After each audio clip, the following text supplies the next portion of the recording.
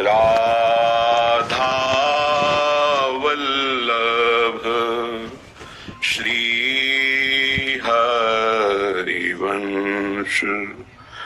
राधा वल्लभ श्री हरिवंश। वृंदावनेश्वरी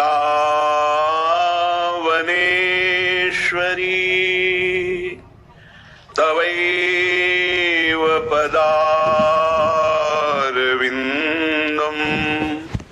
प्रेमामृतैकमकरन्द रसौघपूर्णम् हृद्यर्पितं मधुपते स्मरतापमुग्रम् निर्वापयत् परमो शीतलमाश्रयामि परमो शीतलमाश्रयामि। प्यारी तेरो बदन कनक कोकन श्रम जल कन शोभा देतरी। प्यारी तेरो बदन कनक कोकन श्रम जल कन शोभा देतरी। तामे तिल दृष्टि परत ही मन हरि लेतरी। मन हरि लेतरी। उर तन जाति पाति प्राणनि को कटिशों करी संकेतरी। श्री हरिदास के स्वामी श्यामा कुंज बिहारी कहत अचेतरी। कुंज बिहारी कहत अचेतरी। बचन दे मान ना करो। बचन दे मान ना करो। मनु बच क्रम तीन हूँ ते ना टरो। बचन दे मान ना करो। तेरे ही किए मान व्यापी होत तन कही कैसे कह भरो। तेरे ही किए मान व्यापी होत तन कही कैसे कह भरो। बचन दे मान ना करो। मन बच क्रम तीन होते ना टरो। बचन दे मान ना करो। श्री हरिदास के स्वामी श्यामा श्यामा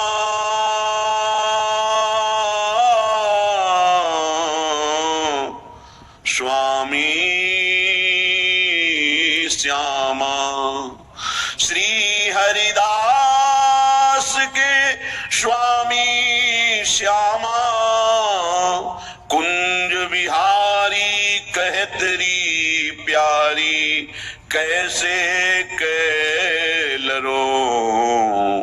बचन दे मान ना करो। बचन दे करो। मन से, वचन से, कर्म से अपने आराध्य देव को जो समर्पित है वो वर्तमान में जीवन मुक्त है। जितनी भी वासनाएं हैं, दुर्वासनाएं हैं, ये अहम में रहती हैं। देहाभिमान, मैं स्त्री, मैं पुरुष, मैं इसी में विराजमान रहती हैं। जब तक ये मैं अंतःकरण का प्रियालाल के चरणों में समर्पित नहीं होता, तब तक उपासक के हृदय में दिव्य आनंद की स्फूर्ति नहीं होती। वो साधन में लगा रहता है, अहम उस साधन को ढके रहता है, जिससे दिव्य अध्यात्म साधन का जो फल है, अद्भुत आनंद, अद्भुत सुख। ये मर्त सुख नहीं। मर्त सुख तो मलिन मन को अच्छा लगता है, मलिन इंद्रियों को अच्छा लगता है। ये जो मर्त लोक का सुख है, ये मलिन मन, मलिन इंद्रियों का विलास है। यही बंधन है जो मन से, वचन से, कर्म से राधा राधा राधा अपने आराध्य देव के स्मरण में, आराध्य देव की सेवा में, आराध्य देव के ही सेवा सुख का मनन चिंतन, वो वासना रहित उपासक होता है। ना कोई दुर्वासना होती, ना कोई सद्वासना। उसका हृदय एकमात्र भगवत प्रेरणा से पूर्ण रहता है। कोई उसका निजी संकल्प नहीं होता, न सत्संकल्प न असत संकल्प। उसके हृदय से जो होता है वो केवल प्रभु प्रेरित होता है। वैसे सबके हृदय में प्रभु विराजमान है, पर जो प्रभु का भजन नहीं करते उनको अहम प्रेरणा करते हैं। अहम में दो प्रकार की वासना, एक सद्वासना, एक दुर्वासना। अगर दुर्वासना प्रधान है तो दुर्वासना के खेल होते रहते हैं, अगर उपासना प्रधान है तो सद्वासना के खेल होते हैं।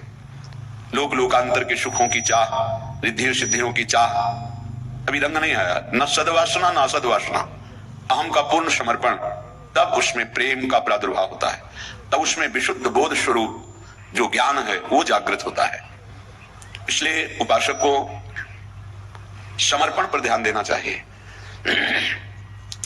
हमारे तन की जितनी चेष्टाएं हैं वो भगवत समर्पित हो। वो तभी भगवत समर्पित मानी जाएंगी जब श्री कृष्ण प्रतिकूलेन जो है वो वर्जनस्य है। प्रभु के प्रतिकूल कोई आचरण न बनने पाए, उनकी आज्ञा के प्रतिकूल न होने पाए। प्रतिकूलस्य वर्जनम। आराध्य देव के प्रतिकूल कोई चेष्टा नहीं होनी चाहिए, तो तन समर्पित आपका। हमारा मन निरंतर यदि प्रभु का चिंतन करता है, उन्हीं की प्रसन्नता के लिए मनन होता है, सेवा का मनन, सत्कार्यों का मनन, कर्तव्य का मनन, नाम का मनन, हमारा मन समर्पित है। सावै मनः कृष्ण पदारविंदयो। वाणी या तो मौन या भगवत नाम गुणगान, लीला गुणगान, तो हमारा वचन भी समर्पित है। तीन का बहुत महत्व है, शरीर से क्रिया, मन से संकल्प विकल्प और वाणी से वार्तालाप। तीनों समर्पित हो गए, मन, वचन और कर्म। कर्म से शरीर आता है। तीनों समर्पित हो जाने पर अहम स्वयं समर्पित हो जाता है, या अहम समर्पित होने पर तीनों स्वयं समर्पित हो जाते हैं। अब वो उपासक किस कोटि का है? ज्यादा बहिर्मुख है तो बाहर से सुधार करना, अंतर्मुख है तो पहले अहम समर्पित हो गया तो तीनों समर्पित हो गए, बहिर्मुख है तो धीरे धीरे बाहर से समर्पण शुरू होता है तब अहम समर्पित होता है। प्रायः बहिर्मुखता ही प्रधान साधक में होती है। कोई विवेकवान साधक जो अंतर्मुखता में स्थित है, पूर्व जन्म के भजन के फलस्वरूप, वो सीधे अहम को समर्पित करता है। ये तीनों समर्पण नहीं करने पड़ते, अपने आप हो जाता है। अहम समर्पित हुआ तो सर्वस्व समर्पित हो गया। पर यदि ऐसा नहीं है तो शरीर के कर्म समर्पित, मन का संकल्प समर्पित और वाणी को बहुत सावधान, भगवत चर्चा, नाम कीर्तन, इसके अलावा मौन। तो मन, वचन, कर्म, मन, क्रम, वचन त्रिशुद्ध सकल हम श्रीहित हरिवंश उपासी। हा हरि राधा व वृंदावन सा सहचरी। वृंदावन में विराजमान सहचरियों के मध्य में श्यामा श्याम के हम मन से, वचन से, कर्म से त्रिशुद्ध, अर्थात किसी भी तरह की कोई वासना, दुर्वासना का कोई संग नहीं, असंग होकर के प्रिया प्रीतम के चरणारविंद की अनन्य प्रेम लक्षणा भक्ति, यही पूर्णता है। इसी में रस आने लगता है, इसी में एक अंतर में दिव्य चिदानंद भाव की प्राप्ति होती है। वो स्वयं की अनुभूति का विषय है। वाणी तो बहुत बाहरी बातें केवल बता सकती है, क्योंकि वाणी के नेत्र नहीं है, इसलिए जो देखा जा रहा है वो वाणी नहीं बता सकती, और नेत्रों के वाणी नहीं है, इसलिए जो देख रहा है नेत्र, उसमें बोलने की क्षमता नहीं, इसलिए वो, अगर कहीं नेत्र में वाणी होती तो शायद वो कुछ बता पाते। वाणी में नेत्र होते तो शायद कुछ, लेकिन दोनों अलग हैं। जिसने देखा उसमें बोलने की शक्ति नहीं, जो बोल रहा है उसमें देखने की शक्ति नहीं। इसका तात्पर्य उपासक से नहीं है, नेत्रेंद्रिय और वाक इंद्रिय से है। जैसे लोग कहते हैं जो बोला वो देखा नहीं, जो देखा वो बोला नहीं। ये उपासक की स्थिति नहीं, ये इंद्रियों की स्थिति है। नेत्रेंद्रिय ने देखा तो उसमें वाक इंद्रिय नहीं, वो बोल नहीं सकते। वाक इंद्रिय बोल रही है, उसमें नेत्रेंद्रिय नहीं है, वो देख नहीं सकते। इसलिए जो अनुभवगम्य विषय वो वाणी से बोला ही नहीं जा सकता। जब उपासक मन वचन कर्म से आराध्य देव को समर्पित होता है तो उसमें चिदानंदता आती है। अभी तो विषयानंद की बाढ़ है तो चिदानंद का कहीं परिचय ही नहीं है। जब मन वचन कर्म से त्रिशुद्ध होकर आराध्य देव में समर्पित होता है तब चिदानंद भाव आता है। ये नाम रूप लीला धाम चारों चिदानंद में है। अपने लोगों को कृपा सिंधु लाडली लाल की अहेतुकी कृपा से धाम का सानिध्य बहुत जोर का मिल गया और नाम का सानिध्य। धाम और नाम ये बहुत महिमा में है। रूप और लीला तो अपने आप प्रकाशित हो जाएगी। स्वामी का अनुकरण अनुगमन जैसे सेवक करता है, ऐसे ही नाम का रूप करता है। जहां नाम वही रूप पधारता है। जैसे नाम रस की जो जो भावना प्रकट करता है वैसे रूप प्रकाशित हो जाता है, वैसे ही लीला प्रकाशित हो जाती है। धाम की अद्भुत महिमा जिसमें नाम रूप लीला तीनों विराजमान है। धाम की आसक्ति, धाम की प्रियता अद्भुत अद्भुत है। श्रीपाद प्रबोधानंद जी महाराज कह रहे एक बात से केवल बच जाओ, वैष्णव अपराध से। कई बार चर्चा हुई इस श्लोक में, पर एक बात से कह रहे हैं, राधा माधव पाद पंकज रजहा